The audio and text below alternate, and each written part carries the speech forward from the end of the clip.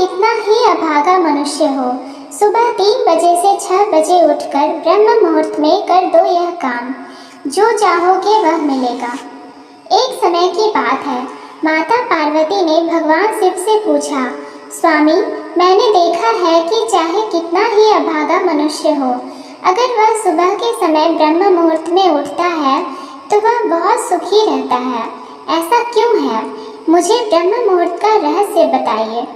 तब भगवान शिव ने कहा, हे देवी, मैं आपको इस प्रश्न का उत्तर एक कथा के माध्यम से बताऊंगा। कृपया आप इस कथा को ध्यानपूर्वक सुनना, और जो भी मनुष्य इस कथा को पूरा सुनेगा वह कभी भी इस अवसर को अपने हाथ से जाने नहीं देगा। ब्रह्म मुहूर्त का रहस्य जानकर पूरा जीवन बदल जाएगा।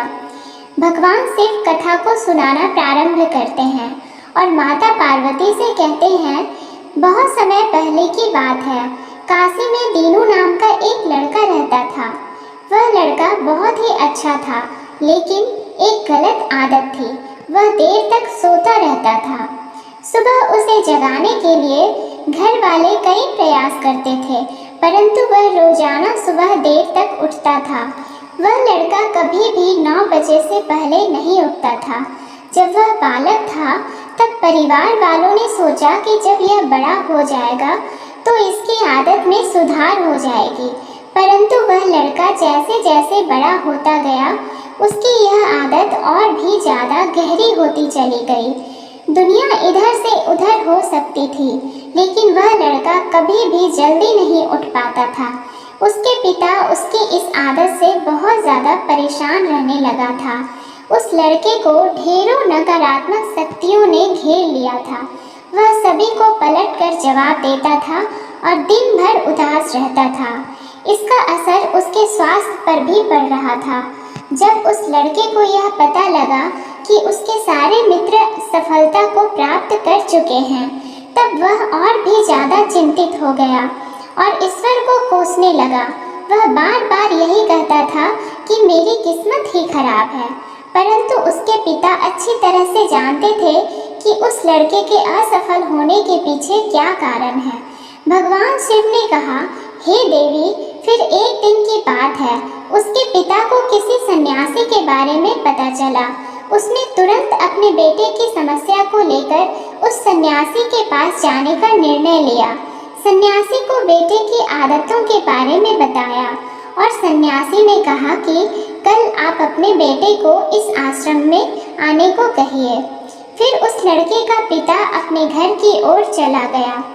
उसे पता था कि अगर वह सीधे तरीके से अपने बेटे को सन्यासी से मिलने के लिए कहेगा तो वह कभी तैयार नहीं होगा। उसने अपने बेटे को अपने पास बुलाया और कहा, तुम्हारे सारे मित्र जीवन में सफलता प्राप्त कर चुके हैं, क्या तुम सफल नहीं होना चाहते हो? लड़के ने उत्तर दिया कि जरूर पिताजी, परंतु जब भी मैं अपने मित्रों से उनकी सफलता का रहस्य पूछता हूँ तो वह मुझे कुछ नहीं बताते हैं। भगवान शिव ने कहा, हे देवी, फिर उसके पिता ने कहा कि मुझे यह रहस्य पता चल गया है कि वह सभी क्यों सफल होते जा रहे हैं। तब उस लड़के ने बड़ी उत्सुकता से पूछा, क्या पता चल गया है पिताजी? कृपया करके आप मुझे बताइए। उसके पिता ने कहा कि कल सुबह तुम्हें एक सन्यासी के आश्रम में जाकर उनसे मिलना है। यदि तुम वहां पर समय से पहुंच गए तो वह सन्यासी तुम्हें ऐसा मंत्र बताएंगे जिससे तुम सफल हो जाओगे। परंतु एक समस्या है। लड़के ने कहा कि पिताजी, मैं कल पूरी रात जागता रहूंगा और सुबह सन्यासी से मिल कर आऊँगा। उसके पिता ने कहा कि ठीक है, तुम वहां जाकर उस सन्यासी की आज्ञा को मानना। पिता की बात सुनकर वह लड़का बहुत अधिक खुश हुआ। जीवन में पहली बार रात्रि में वह जागता रहा, परंतु थोड़े ही समय में उसे नींद आ गई और वह सो गया। फिर अगली सुबह जब वह उठा तो उसे पता चला कि सन्यासी से मिलने का समय समाप्त हो चुका था। उसके पिता ने लड़के की तरफ देखा और कहा कि तुम जीवन में कभी सफल नहीं हो पाओगे, जाओ और जाकर सो जाओ। पिता की यह बात सुनकर उस लड़के को बहुत दुख हुआ। उसने मन ही मन स्वयं को चुनौती दी कि कल सुबह वह सन्यासी से मिलने अवश्य जाएगा। उसने अपने पैर में एक छोटा सा घाव बना लिया, जिससे दर्द के कारण उसे रात भर नींद नहीं आई। भगवान शिव ने कहा, हे देवी, यह ऐसा पहला अवसर था जब उसने अपने जीवन में पहली बार सूर्योदय देखा था। वह तुरंत ही तैयार होकर सन्यासी से मिलने के लिए चला गया। आज उसका अनुभव कुछ अलग ही था। वह बेहद शांत महसूस कर रहा था। चलते चलते वह लड़का जैसे ही सन्यासी के आश्रम में पहुंचा तो वहां पर उसने देखा कि सन्यासी और उसके सभी शिष्य ध्यान लगाकर बैठे हुए थे। भगवान शिव ने कहा, हे देवी, फिर जब ध्यान का समय समाप्त हुआ तब लड़का उस सन्यासी के पास पहुंचा और उन्हें प्रणाम करते हुए बोला कि आपके पास कोई ऐसा मंत्र है जिससे मैं सफल हो सकता हूँ? कृपया करके मुझे वह मंत्र बताइए। मैं भी अपने मित्रों के समान सफल होना चाहता हूँ और अच्छा जीवन जीना चाहता हूँ। भगवान शिव ने कहा, हे देवी। फिर सन्यासी मुस्कुराए और बोले, अच्छा, तो तुम वही बालक हो।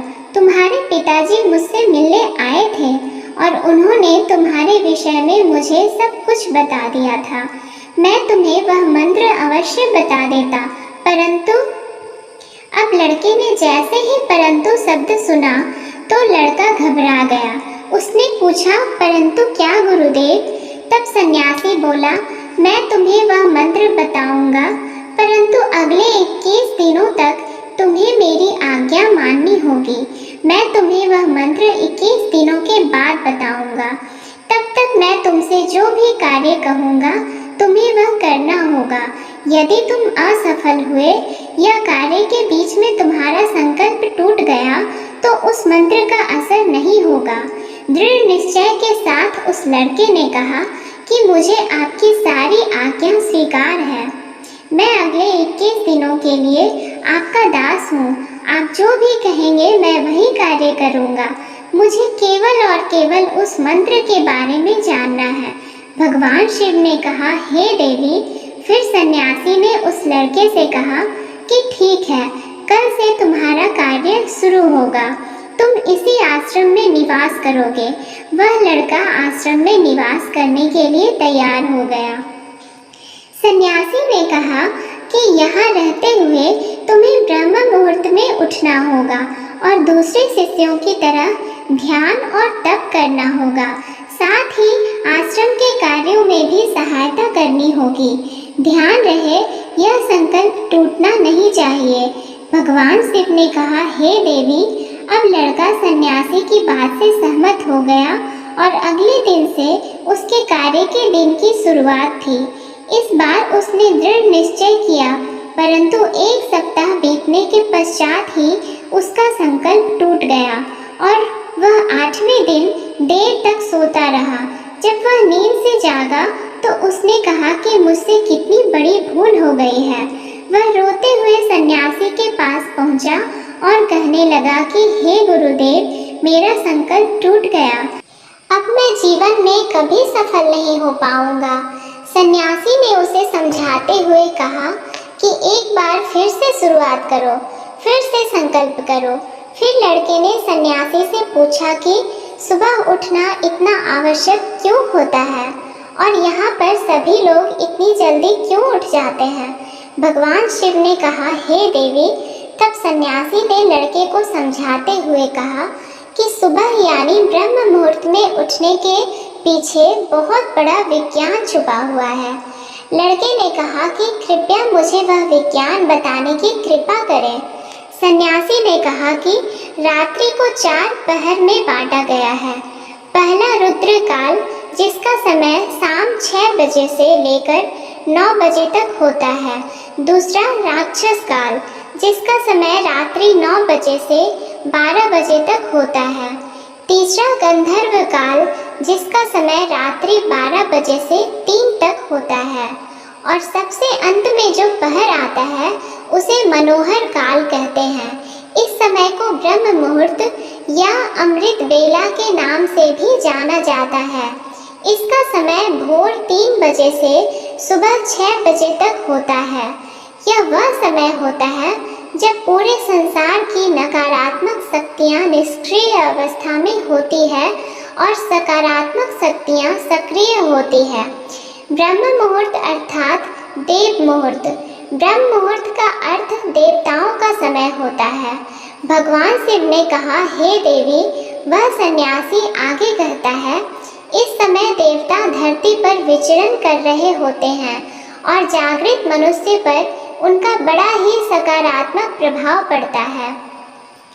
ब्रह्म मुहूर्त ऐसा समय होता है जिसमें मनुष्य का मस्तिष्क बिल्कुल खाली होता है, जिसमें किसी प्रकार के कोई विचार नहीं होते हैं, और जब इस समय व्यक्ति अपनी पुस्तक खोलकर पाठ का अध्ययन करते हैं तो उन्हें सब कुछ जल्दी जल्दी याद भी होता है और यह लंबे समय तक याद रहता है। यह ऐसा समय है जिसमें हम ज्ञान को समझने का प्रयास करते हैं। इस कारण आश्रम के सभी शिष्य और संसार में बहुत से ज्ञानी लोग ब्रह्म मुहूर्त में उठ जाते हैं। प्राचीन काल में रोशनी का कोई स्रोत न होने के कारण लोग अपने दिन का समापन सूर्यास्त के साथ और आरंभ सूर्योदय के साथ करते थे। यह एक तरीका है जिससे मानव जीवन प्रकृति के साथ तालमेल बनाकर चलता है। भगवान शिव ने कहा, हे देवी, फिर उस लड़के ने कहा कि ठीक है, मैं कल से अपना संकल्प फिर से शुरू करता हूँ, परंतु ब्रह्म मुहूर्त में उठकर मुझे क्या क्या करना चाहिए। तब सन्यासी ने कहा कि ठीक है, मैं तुम्हें बताता हूँ कि ब्रह्म मुहूर्त में क्या करना चाहिए और कैसे करना चाहिए। सबसे पहले उठकर धरती माता पर पाँव रखने से पहले धरती माता को प्रणाम करना चाहिए और अपनी दोनों हथेलियों को देखना चाहिए और ईश्वर को धन्यवाद देना चाहिए कि उन्होंने तुम्हें आज का सूर्योदय देखने का अवसर दिया है। इसके बाद नित्य कर्म और स्नान करने से शरीर की ही नहीं बल्कि मन की शुद्धता भी बढ़ती है। स्नान करने के पश्चात ध्यान की प्रक्रिया होती है। ब्रह्म मुहूर्त में ध्यान की अवधि 21 दिन तक होती है। इस विधि का उपयोग तब किया जाता है जब आप अपनी कोई मनोकामना की पूर्ति चाहते हैं। यह ऐसा समय होता है जब व्यक्ति अपने आज्ञा चक्र को सक्रिय करने पर काम करते हैं। भगवान शिव ने कहा, हे देवी, आगे वह सन्यासी कहता है, आज्ञा चक्र दोनों भौहों के बीच होता है। यह संकल्प का स्थान भी कहा जाता है। अगर इस चक्र पर ध्यान केंद्रित किया जाए और अपनी मनोकामना को बार बार दोहराया जाए तो मात्र 21 दिनों के भीतर वह मनोकामना पूरी हो जाती है। अगर आपके मन में कोई अधूरी मनोकामना है और आप उसे पूरी करना चाहते हैं, तब उसे सबसे पहले उस मनोकामना का स्पष्टीकरण कर लें। आपको क्या चाहिए यह निर्णय अवश्य कर लें। इसके बाद ध्यान की विधि को शुरू करें। ब्रह्म मुहूर्त में स्नान के बाद एक ऐसा स्थान चुनें जहां पर वायु का प्रवेश हो। ध्यान में शुद्ध प्राण वायु का होना आवश्यक होता है। ध्यान की मुद्रा में रीढ़ की हड्डी सीधी होनी चाहिए, साथ ही गर्दन भी सीधी होनी चाहिए। सुखासन की अवस्था में दोनों हाथों को घुटनों पर रखकर आंखें बंद करके बैठ जाएं। हाथों की मुट्ठी को बंद कर लें और 2-3 मिनट तक बिल्कुल शांत हो जाएं। जब आपका शरीर स्थिर हो जाए और श्वास भी शांत हो जाए, तब उसके बाद अपना सारा ध्यान आज्ञा चक्र पर लगाएं। इस दौरान लंबी गहरी सांस लें और सांस को रोक कर रखें। इस समय आप अपनी इच्छा को मन ही मन दोहराएं और अपने मन से इष्ट देव और देवी देवताओं और गुरुजनों का चिंतन करें। भगवान शिव ने कहा, हे देवी, उस सन्यासी ने कहा, जब सांस को रोकना कठिन हो जाए तब धीरे धीरे सांस को बाहर की ओर छोड़ो। सांस को नाक से भरें और मुख से बाहर छोड़ें। इस प्रक्रिया को 3 से 4 बार प्रतिदिन दोहराएं। ऐसा प्रतिदिन करने से आपकी जो मनोकामना है वह अवचेतन मन तक अवश्य पहुंच जाएगी और इच्छा पूर्ति जल्दी ही होगी। आज्ञा चक्र सक्रिय होता है और हमारी आज्ञा को पूरा करता है। सांस को रोककर रखने के दौरान शरीर में आपातकाल की स्थिति हो जाती है, जिससे कि आप बेकार की बातें सोचने और विचार करने से बचते हैं। ब्रह्म मुहूर्त के समय ईश्वर की विशेष कृपा होती है और कोई भी व्यक्ति अपनी मनोकामना को इस समय दोहराता है तो उसकी इच्छा जल्द से जल्द पूरी होती है। भगवान शिव ने कहा, हे देवी, इस प्रकार सन्यासी ने उस लड़के को ब्रह्म मुहूर्त का महत्व बताया। अगले 21 दिनों तक उस लड़के ने बड़े ही मन के साथ इस प्रक्रिया को अपनाया। अब वह बहुत ही ज़्यादा अनुशासित और शांत स्वभाव का बन चुका था। उस लड़के ने जैसे ही अपना संकल्प पूरा कर लिया, उसके बाद वह लड़का बड़े ही प्रसन्न भाव से सन्यासी के पास पहुंचा और कहने लगा, हे गुरुदेव, मैंने 21 दिनों का संकल्प पूरा कर लिया है। अब कृपया मुझे सफल होने का मंत्र बताइए। तब उस सन्यासी ने मुस्कुराते हुए कहा कि पिछले 21 दिनों से जो अभ्यास तुम करते आए हो वही तुम्हारी सफलता का मंत्र है। जो व्यक्ति ब्रह्म मुहूर्त में उठकर ध्यान प्रक्रिया को सही से करते हैं वह जीवन में कभी असफल नहीं हो सकते। तुम्हें ब्रह्म मुहूर्त का रहस्य पता चल चुका है। अब तुम इसे जीवन पर्यंत करो। तुम्हें जीवन के लक्ष्य और सफलता दोनों प्राप्त होंगे। उस लड़के ने सन्यासी को धन्यवाद दिया और ब्रह्म मुहूर्त के नियमों का पालन जीवन पर्यंत तक करने का वादा भी किया। भगवान शिव ने कहा, हे देवी, अब तो आपको पता चल गया होगा कि ब्रह्म मुहूर्त में क्या होता है। तब माता पार्वती ने कहा, हे स्वामी, अब मुझे ब्रह्म मुहूर्त का संपूर्ण ज्ञान हो गया है। इतना कहकर माता पार्वती ने भगवान शिव को प्रणाम किया। वीडियो अगर पसंद आया हो तो वीडियो को लाइक और हमारे चैनल को सब्सक्राइब करें और अपने दोस्तों के साथ शेयर करें। धन्यवाद।